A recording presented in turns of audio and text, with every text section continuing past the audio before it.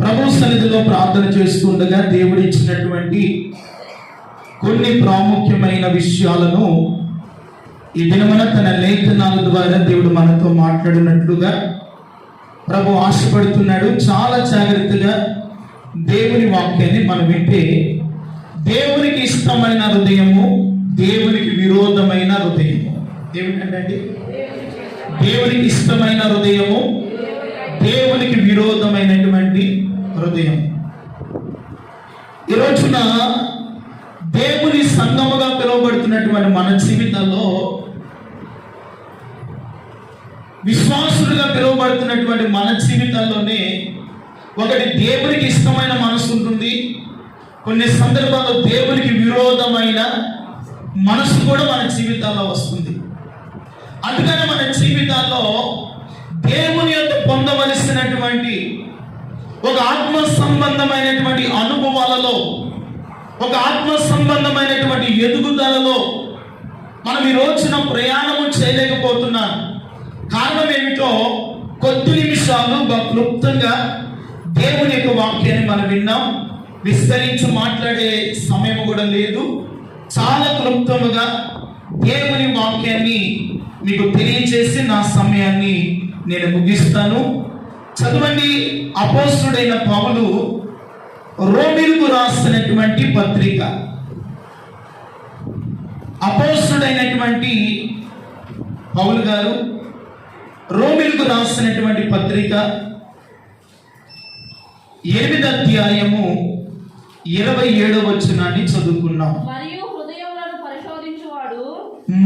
హృదయములను పరిశోధించువాడు ఆత్మ యొక్క మనసు ఏదో ఎరుగును. చాలు, తలలో వంచని చిన్న ప్రార్థన చేసుకొని దేవుని యొక్క సహాయం కొరకు ఒక చిన్న ప్రార్థన చేసుకుందాం. పరిశుద్ధుడైన దేవా, మహాగణుడా, మహోన్నతుడా, ఇద్దరు మన చేరవచ్చిన బిడ్డలందరినీ జ్ఞాపకం చేసుకొని, మా ఎదుట నీ శరీరము, నీ రక్తము మా మధ్యలో ఉంది నాయన. ఇద్దరు మన నీ బలలో చేవేసే ముందు నాయన కొన్ని హెచ్చరికలతో కూడినటువంటి ఒక ప్రాముఖ్యమైన విషయాలు మీరు మాకు నేర్పించండి. మీ ఆత్మ చేత మమ్మల్ని నింపండి. మాకు అవసరమైన నీ మాటలు అందించి మరొకసారి మా హృదయాన్ని పురుకొల్పి బలపరచమని యేసు పరిశుద్ధ నామములో ప్రార్థించి వేడుకొనిచున్నాము తండ్రి, ఆమేన్. హల్లెలూయా. ప్రియమైన దేవుని బిడ్డలారా, మనం జాగ్రత్తగా దేవుని యొక్క మాటను ఆలకించినట్లయితే, హృదయములను పరిశోధించువాడు ఆత్మ యొక్క మనస్సు ఏమిటో ఆయన ఎరుగును. మన దేవుడు ఎవరంట? హృదయములను పరిశోధించువాడు. ఆ హృదయములను పరిశోధించే దేవుడు ఆత్మ యొక్క మనస్సు ఏమిటో, శరీర సంబంధమైనటువంటి మనస్సు ఏదో ఆయన ఎరిగి ఉన్నాడని బైబిల్ సెలవిస్తూ ఉంది. ఈ రోజున దేవునికి ఇష్టమైన మనస్సు, దేవునికి విరోధమైనటువంటి మనస్సు. దేవుని ఎందుకు మనం వస్తున్నాము కానీ దేవునికి ఇష్టమైనట్లుగా మనం జీవించలేకపోతున్నాం. దేవునికి ఇష్టమైనట్లుగా మనం ప్రవర్తించలేకపోతున్నాం. దేవునికి ఇష్టమైనట్లుగా మనము కొన్ని సందర్భాల్లో నడవలేకపోతున్నాం. అందుకనే దేవుని కార్యాలు మన జీవితాల్లో జరగకుండా అలాగే నిలిచిపోతున్నాయి. ఈ రోజున దేవుని వాక్యం అంటుంది, మరియు హృదయములను పరిశోధించువాడు ఆత్మ యొక్క మనస్సు ఏమిటో ఆయన ఎరుగును. చాలా అట్లా ఉంచాలి. ఆత్మ యొక్క మనస్సు ఏమిటో ఆయన ఎరిగి ఉన్నాడు. అందుకనే ఇర్మియా గ్రంథము 17వ అధ్యాయము 10వ వాక్యాన్ని మనం చదువుకుంటే,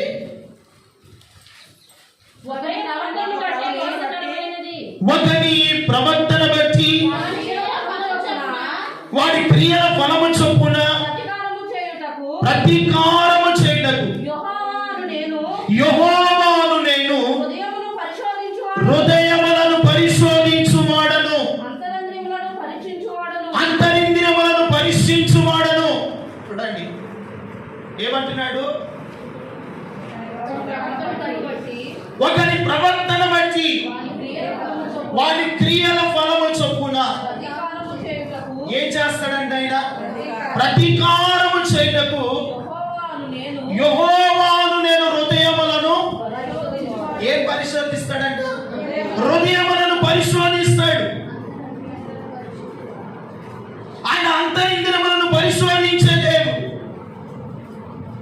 ఈ రోజున మన దేవుడు మన హృదయాన్ని పరీక్షిస్తున్నాడు. ఎప్పుడు పరీక్షిస్తాడని అంటే కొన్ని సందర్భాల్లో శ్రమ చేత మనల్ని పరీక్షిస్తాడు, కొన్ని సందర్భాల్లో కొన్ని బలహీనతల చేత పరీక్షిస్తాడు, కొన్ని ఆర్థికమైన సమస్యల చేత పరీక్షిస్తాడు, కొన్ని అనేకమైనటువంటి చిక్కు సమస్యల్లోకి నిన్ను తీసుకొని వెళ్ళి నీ విశ్వాసము, నీ హృదయము దేవుని మీద స్థిరముగా ఉన్నదా లేదని ఆయన ఏం చేస్తాడంటే మనలను పరీక్షిస్తూ ఉంటాడు. ఆయన పరీక్షించినప్పుడు నీ హృదయము దేవుని ఎదుట, దేవుని వాక్యము ఎదుట, దేవుని సన్నిధిలో దేవునికి ఒక ఇష్టమైన హృదయము కలిగి ఉంటే నీ హృదయాన్ని బట్టి, నీ ఆత్మ మనస్సాక్షిని బట్టి పరలోకమందున్న తండ్రి ఆనందపడతాడంట. దేవునికి మహిమ కలుగును గాక. ఒకవేళ మన హృదయము దేవునికి విరోధమైనదైతే, దేవునికి ఇష్టము లేని మనసు అయితే, అది దేవుని వాక్యానికి లోబడదు, దేవుని మాటకు విధేయత చూపదు, దేవుని వాక్యానికి అవలంబించారు. చాలా జాగ్రత్తగా దేవుని మాటలు వింటే చూడండి, దేవునికి ఇష్టమైన హృదయం ఏమిటో, దేవునికి విరోధమైన హృదయం ఏమిటో 1-2 విషయాలు చెప్పి మన ప్రభు బలలోనికి పాలుభాగస్తులమవుతాం. దేవుని స్తోత్రం చెప్పండి. అసలు దేవునికి ఇష్టమైన హృదయం ఏమిటి అమ్మా? దేవునికి ఇష్టమైన హృదయం ఏమిటి చెప్పరే? దేవునికి ఇష్టమైన హృదయం, దేవునికి ఇష్టమైన హృదయం ఏమిటంటే విరిగిన హృదయమే దేవునికి ఇష్టమైనది. ఏ హృదయం అంట? విరిగిన హృదయమే దేవునికి ఇష్టమైనది. విరిగి నలిగిన హృదయమును దేవుడు ఆలక్ష్యము. ఈ రోజున మన జీవితంలో దేవునికి ఇష్టమైన హృదయము లేకపోవటాన్ని బట్టి దేవుని కార్యాలు ఆలస్యమవుతున్నాయి.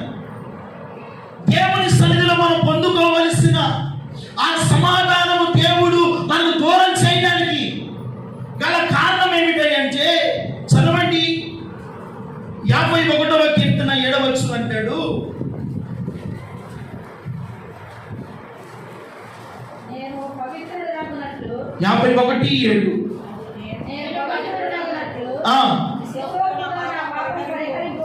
పాపమును పరిగణింపుము, నీవు నన్ను కడుగుము,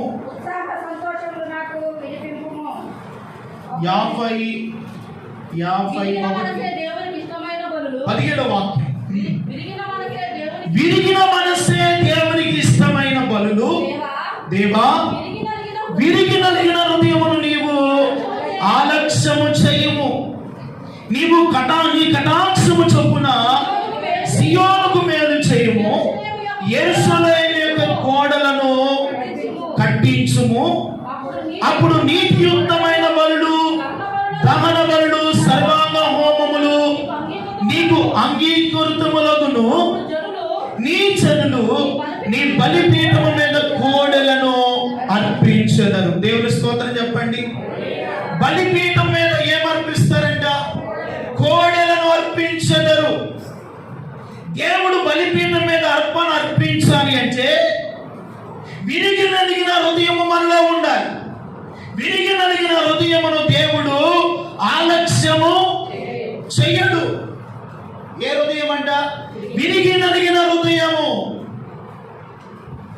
మన హృదయమును దేవుడు పరీక్షించినప్పుడు ఎలా ఉండాలయ్యా మన హృదయం అంటే విరిగిన హృదయముతో ఉండాలి, నలిగిన హృదయము గలవారమై ఉండాలి.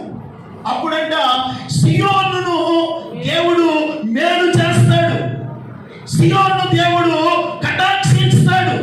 ఈ రోజున దేవుని కటాక్షము, దేవుని మేలులు, దేవుడు మీ సర్వాంగ హోమములు, మీ బలులు అంగీకరించాలి అంటే విరిగి నలిగిన హృదయము నాకు కావాలి.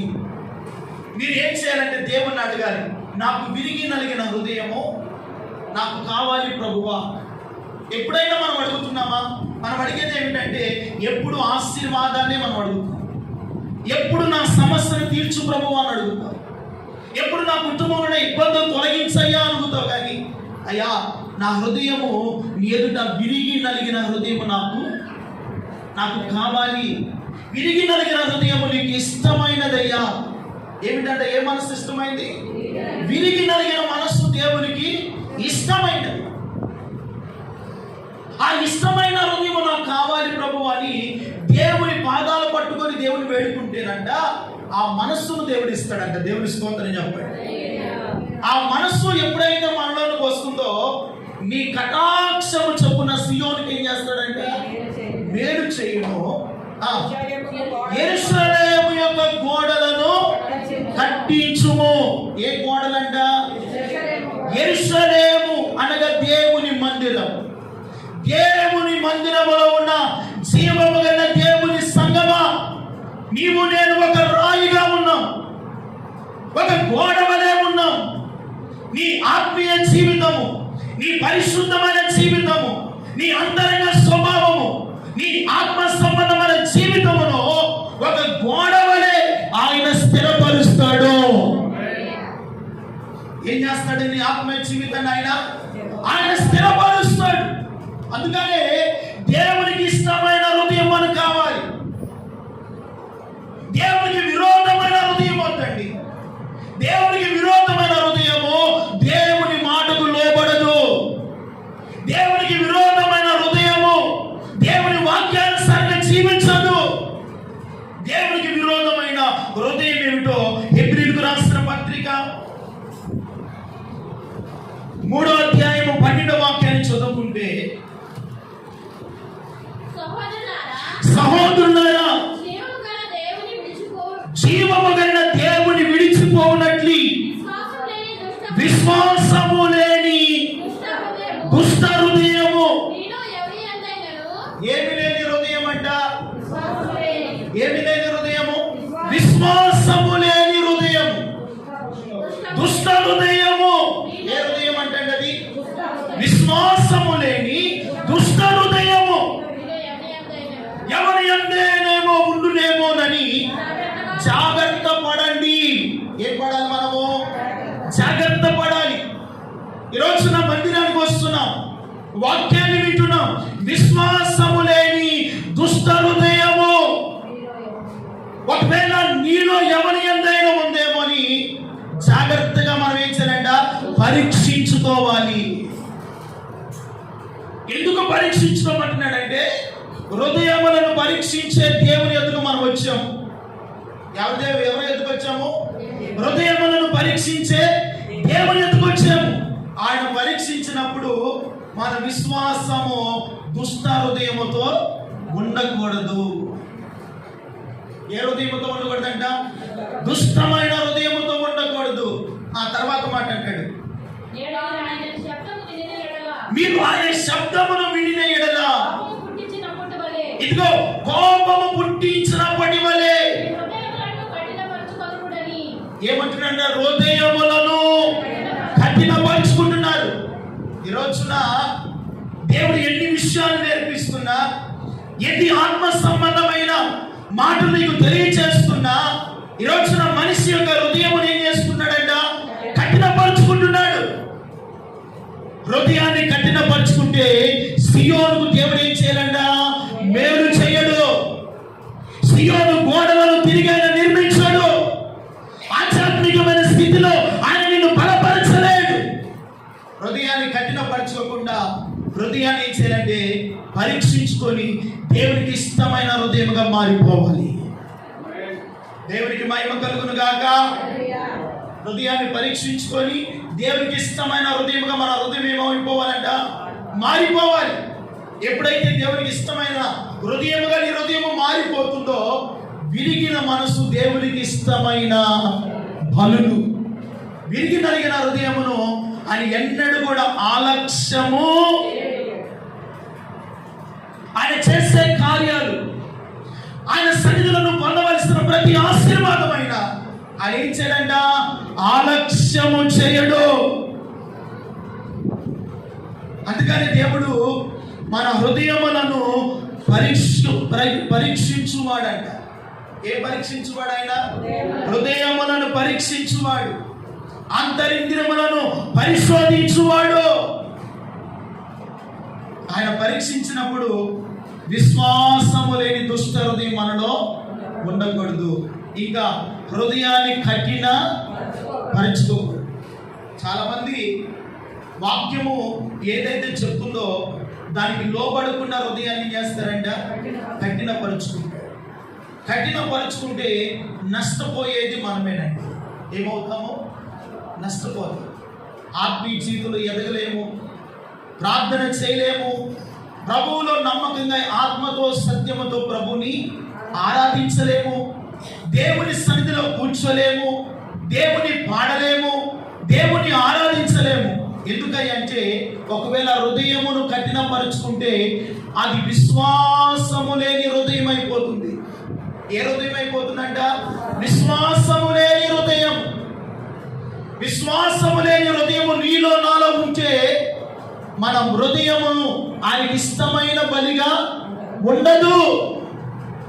ఆయన నిన్ను కటాక్షించడు, ఆయన నీకు మేలు చేయడు. యెరూషలేము గోడలను తిరిగి ఆయన నిర్మించలే. అంటే నీ ఆత్మీయ స్థితిని ఆయన స్థిరముగా ఉంచలేడు. అందుకని హృదయములను మనం ఏం చేయకూడదంట?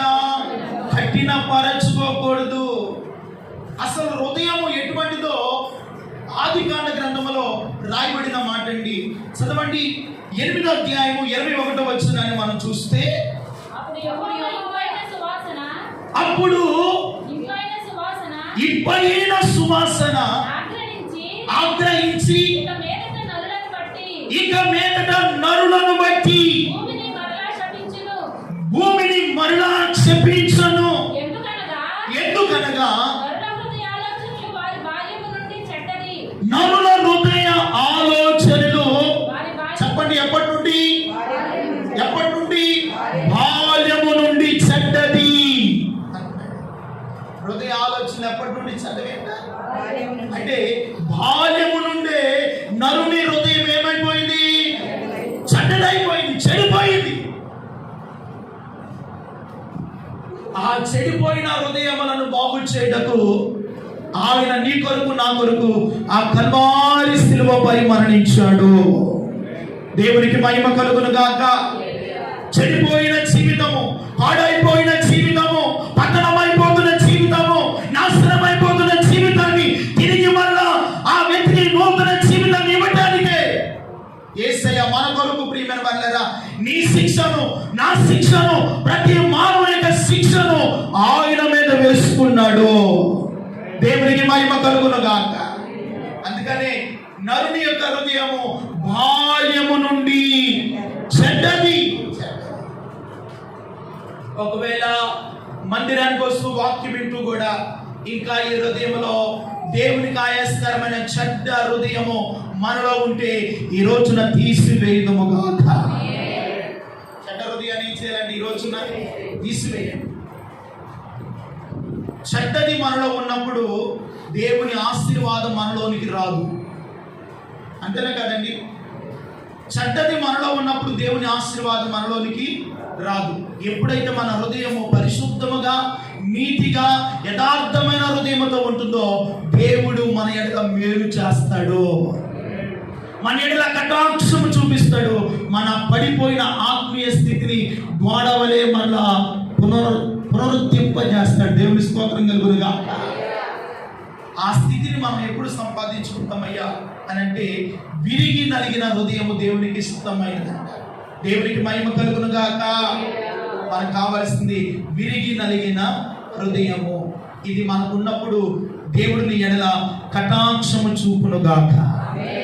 రెండవది యథార్థమైన హృదయం ఉండాలంట. ఏమిటండి?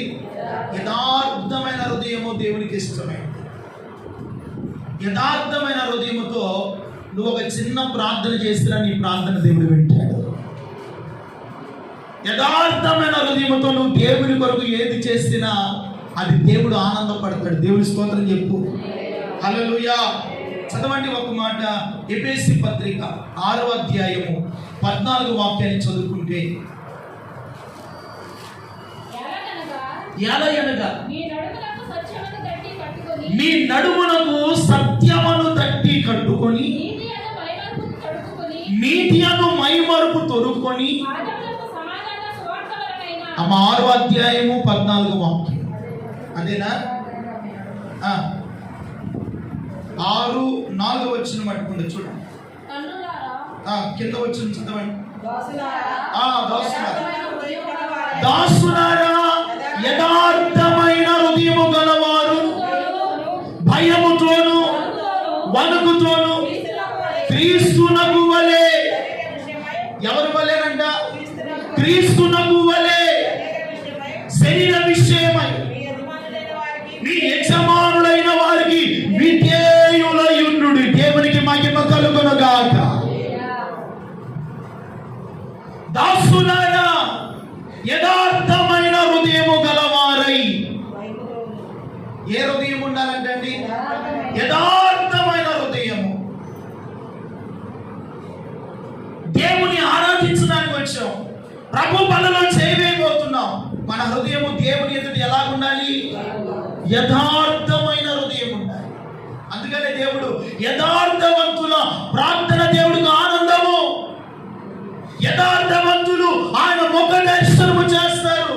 యథార్థవంతులు అర్పించే బలులు యెహోవాకు ఇష్టము.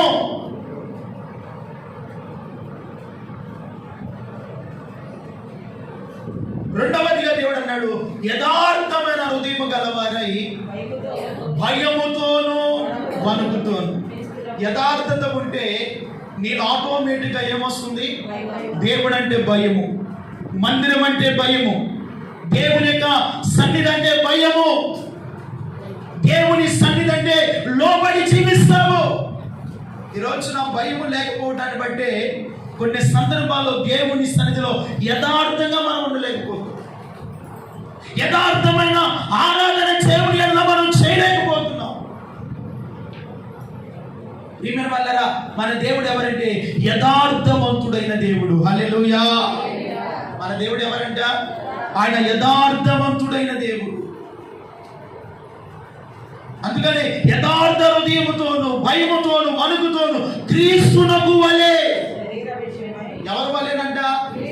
మన ప్రభువునకు వలె శరీర విషయంలో మీ యజమానులైన వారికి విధేయులయుండుడి. యేసయ్య తండ్రి అయిన దేవునికి ఎంత విధేయుడుగా ఉన్నాడో దేవుని స్తోత్రం చెప్పు. ఎంత విధేయుడిగా ఉన్నాడు? మరణము పొందినంతగా విధేయత చూపించాడు. ఇంకా ఇబ్రీ పత్రికలు అంటాడు, ఆయన కుమారుడై ఉండి తాను పొందిన శ్రమల వలన ఆయన విధేయుడైపోయాడు. ఏమైపోయాడంటండి? విధేయుడైపోయాడు. యథార్థత ఎప్పుడైతే మన హృదయంలో ఉంటుందో ఆ యథార్థతలోనే భయము కనబడుతుంది. దేవుని సన్నిధిలో వణుకుతాము. క్రీస్తునకు వలె అన్ని విషయాల విధేయత కలిగి ఉంటారు. కొన్ని విషయాల్లోనే కాదు, అన్ని విషయాల్లో దేవుడికి ఏం కలిగి ఉంటారంట? విధేయత. ఈరోజు నా విధేయత లేకపోవటాన్ని బట్టి నీ జీవితంలో ఆశీర్వాదం చూడలేకపోతున్నావు. ఆ విధేయత ఎప్పుడు వస్తున్నాయి అంటే శ్రమల వలనను శోధన వలనను నీ కలిగిన పరీక్ష వలనను నువ్వు విధేయత నేర్చుకొని ప్రభు యొక్క వాక్యాల ప్రకారంగా నువ్వు జీవించే వ్యక్తివైతే ప్రియమైన వాళ్ళారా, యథార్థమైన హృదయము కలిగిన వారంట భయముతోను వణుకుతోను క్రీస్తునకు వలె జీవిస్తారంట. దేవుని స్తోత్రం చెప్పండి. ఎవరి వలె జీవిస్తారంట? మనం ఇప్పుడు ఈ శిలువ శ్రమల ధ్యానాలలో ఎన్నో విధేయతలు, ఆయన పడిన మరణ వేదన, ఆయన చూపినటువంటి ఉన్నతమైనటువంటి ప్రేమ ఏమిటో, ఆయన మానవుని ఎడల ఎటువంటి శ్రమను అనుభవించాడో గత 22 దినాలుగా దేవుని వాక్యాన్ని మనం వింటున్నాం. దేవుని స్తోత్రం చెప్పు. మరి ఎంతవరకు మీరు దేవుని వాక్యానికి లోపడగలుగుతున్నారు? ఎంతవరకు దేవుని సన్నిధిలో యథార్థమైన హృదయంతో బ్రతుకుతున్నారు? ఎంతవరకు దేవుని పట్ల మీరు భయము కలిగి జీవిస్తున్నారు? నేను క్రీస్తునకు వలె మారిపోవాలని ఆశలో ఉందా? నేను క్రీస్తు స్వభావాన్ని ధరించుకోవాలని కోరిక నీలో ఉందా? ఏదో విన్నాము వెళ్ళిపోయాము వచ్చాము అన్నట్లుగా కాదు, మనం ఏం చేయాలంటే క్రీస్తునకు వలె మారిపోదుముగాక. ఏమైపోవాలంట? ప్రభువునకు వలె ఏం చేయాలంట? మారిపోవాలి. అంటే మన ప్రవర్తన మారిపోవాలి, మన కంటి చూపులు మారిపోవాలి, మన జీవిత విధానం మారిపోవాలి, మన ప్రవర్తన విధానం మారిపోవాలి. మన జీవితంలోనికి ప్రభువు తప్ప ఏది మనలో ఉండకూడదు. దేవుని స్తోత్రం చెప్పు. మనలో ప్రభు తప్ప ఇంకేది కూడా, లోకము కానీ, లోక సంబంధమైన విషయాలు కానీ, లోక సంబంధమైన పద్ధతులు కానీ, లోక సంబంధమైనటువంటి లోక సంబంధమైనటువంటి లోక విధానమైనటువంటి ఆచారాలు కానీ ఏది మనలో ఉండకుండా క్రీస్తునకు వలె మనం ఏమైపోవాలంట? మారిపోవాలి. ప్రియమైన వాళ్ళారా, ఈ రోజున చాలా మంది వాక్యాన్ని వింటున్నారు కానీ క్రీస్తునకు వలె మారిపోకుండా మరి ఎలాగ మారిపోతున్నారంటే అవివేకులుగా మారిపోతున్నారు. ఎలాగ మారిపోతున్నారంటే అవివేకులుగా మారిపోతున్నారంటే. చదవండి రోమ పత్రిక 1వ అధ్యాయము 22వ వచనాన్ని చదువుకుంటే, వారి అవివేక హృదయము అంధకారమాయను, తాము జ్ఞానులమని చెప్పుకొనుచు. చూడండి, వారి అవివేకము ఏమైపోతుందంట? అంధకారము. ఈరోజున మానవుని యొక్క హృదయంలో అవివేకము రావటానికి వచ్చింది. అంధకారం అంటే ఏమిటి? చీకటి. అంధకారం అంటే శ్రమ, అంధకారం అంటే శోధన, అంధకారం అంటే చీకటిలో భయము. ఈ రోజున నిన్ను భయము వెంటాడుతుంది కదా. ఈ రోజున అంధకారములో, చీకటిలో నీవు నీ బిడ్డలు జీవిస్తున్నారేమో. కారణం ఏమిటో తెలుసా? వారి హృదయం ఏమైపోతుందంట? అవివేకము. ఎప్పుడైతే నీలో అవివేకం వస్తుందో నీ జీవితము అంధకారముగా మారిపోతుందంట. వారు అక్షయుడకు దేవుని ఆరాధించకుండా క్షయమైపోతున్న మనుషుల యొక్క, పక్షుల యొక్కయు, చతుష్పాద చేతుల యొక్కయు ప్రతిమా స్వరూపములుగా మార్చివేస్తున్నారంట. చూడండి, వాటిని ఏం చేస్తున్నారంట? ప్రతిమా స్వరూపముగా మార్చివేస్తున్నారు.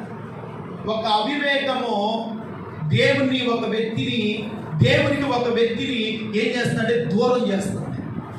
అందుకనే మనలో ఉన్నటువంటి అవివేక హృదయము ఈ రోజున తొలగిపోవునుగాక. అవివేక హృదయం మనలో ఉండకూడదు. అవివేకం ఎప్పుడైతే వస్తుందో మన జీవితం ఏమైపోతుందంట? అంధకారం అయిపోతుంది. చీకటిలో మనం నడవగలుగుతామా? చెప్పరే. చీకటిలో ప్రయాణం చేయగలుగుతామా? చీకటిలో భోజనం చేయగలుగుతామా? చీకటిలో ఏదైనా పని చేయగలుగుతామా? చేయలేము. అందుకనే ఈ రోజున మనలో ఉన్నటువంటి అవివేకము వలన ఈ రోజున నీ కుటుంబంలో సమస్యలు వస్తున్నాయి, నీ కుటుంబంలో బాధలు అనుకున్నాయేమో, నీ కుటుంబంలో శోధన అనుకుందేమో. ఒకవేళ నా అవివేక హృదయాన్ని బట్టి నైనా ఈ శ్రమ, ఈ వేదన, ఈ బాధనైనా నాలో ఉన్న అవివేక హృదయము ఈ రోజున నాలో నుండి తీసివేయని ప్రభు అని దేవుని వేడుకొందురుగాక. హల్లెలూయా. దేవుని వేడుకోండి. మనలో ఉన్న అవివేక హృదయాన్ని ప్రభు ఏం చేస్తాడంట? తీసివేస్తాడండి. అవివేకం ఉన్నంత కాలము దేవుని ఆశీర్వాదము, దేవుని కటాక్షము, దేవుని మేలు మనము పొందలేమంట. అందుకనే వచ్చిన కూడా అన్నాడు,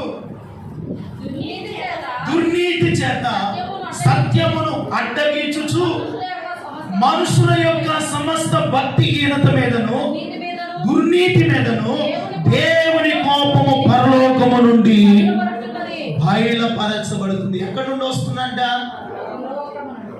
ఒకవేళ అవివేకము మనలో ఉంటే,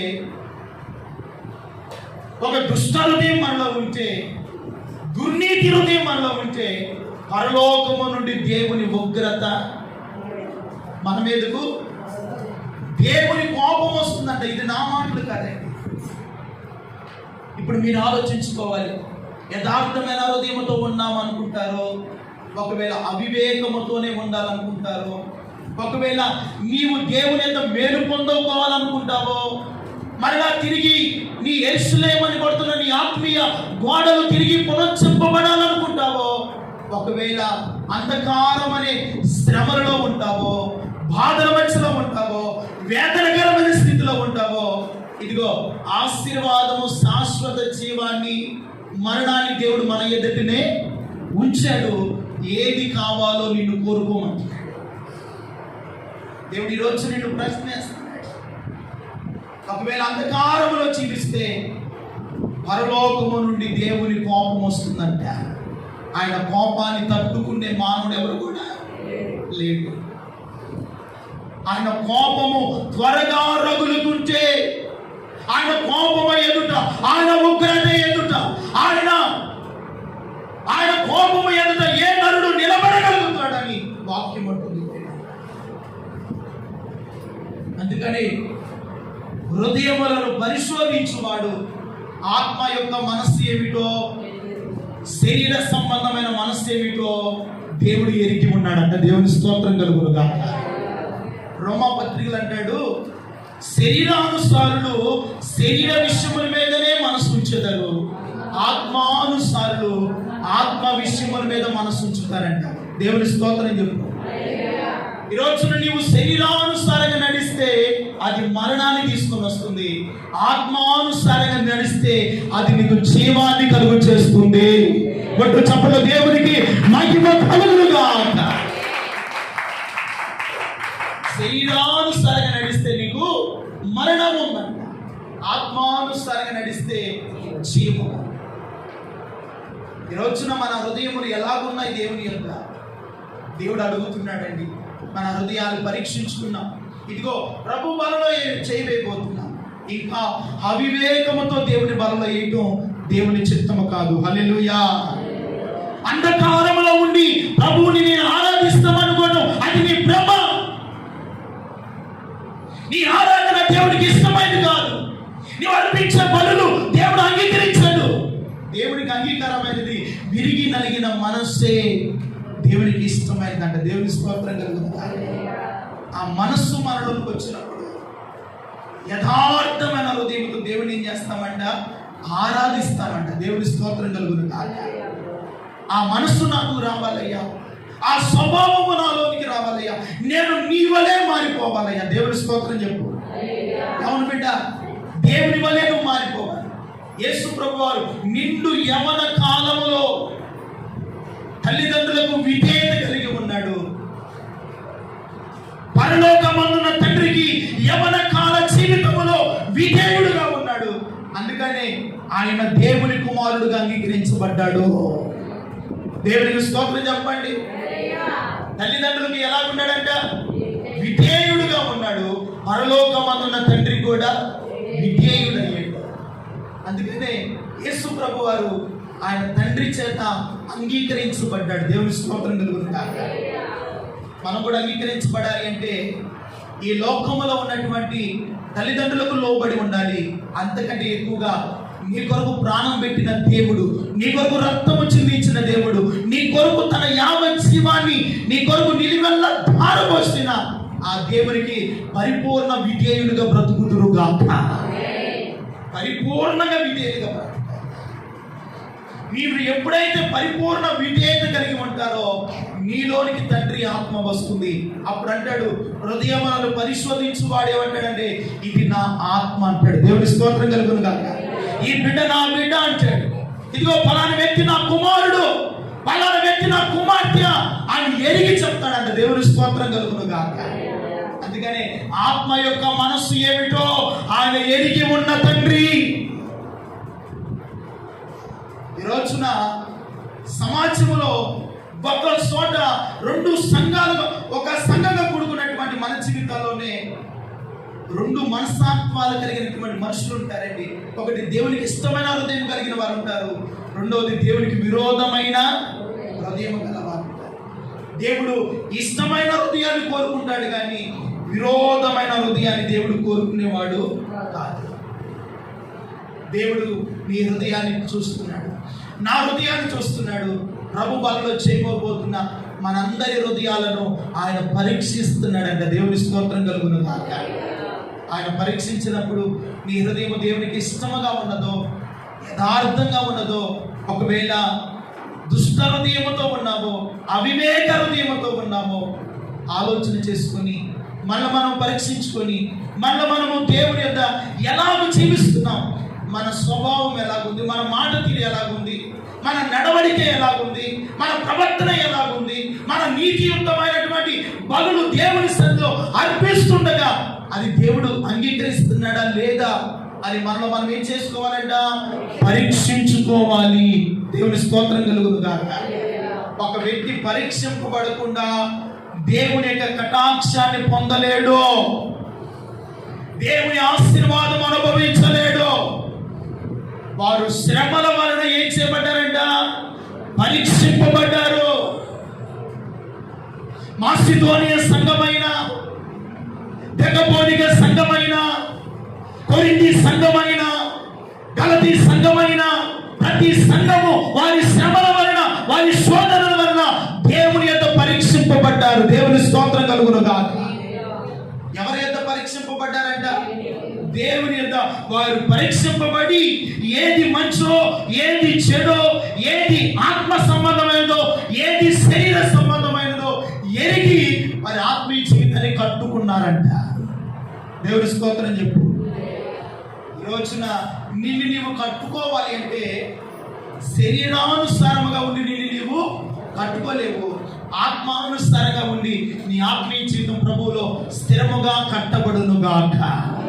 హల్లెలూయా. అందుకనే నిన్ను నన్ను కట్టాలనే కదండి ప్రభు మన కొరకు మహిమను విడిచి భూమికి దిగి వచ్చాడు. దేవుని స్తోత్రం కలుగును గాక. నీవు పొందవలసిన శ్రమ, నీవు నేను అనుభవించవలసిన ఆ మరణ శిక్షను ఆయన భరించి మన కొరకు ప్రాణార్పణముగా ఆయన హృదయాన్ని మన కొరకు శ్రేష్టముగా ఆయన సమర్పించాడు. దేవుని స్తోత్రం కలుగును గాక. ఈ వాక్యాన్ని వింటున్న నీవు నేను ఈ రోజున మన హృదయాన్ని, మన జీవితాన్ని ప్రభు కోరుతున్నాడు. ఆయన బలలో చేయబోతున్నాం.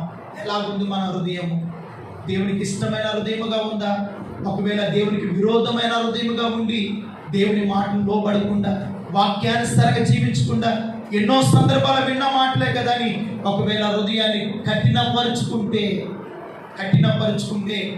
దేవుని కోపం ఎక్కడి నుండి వస్తుందంట? పరలోకము నుండి. ఆయన కోపము రాకమునిపే మనము మారు మనసు పొందుదుము గాక, మనము పశ్చాత్తాపపడుదుము గాక, దేవుని సన్నిధిలో కన్నీరు కాచుదుము గాక, దేవుని యొద్ద మనము ప్రలాపించి ఏడ్చుదుము గాక, మన హృదయాన్ని యేసు రక్తము చేత శుద్ధీకరించుకుందుము గాక. ఈ మాటలు దేవుడు దీవించును గాక. ప్రార్థన చేసుకుందాం.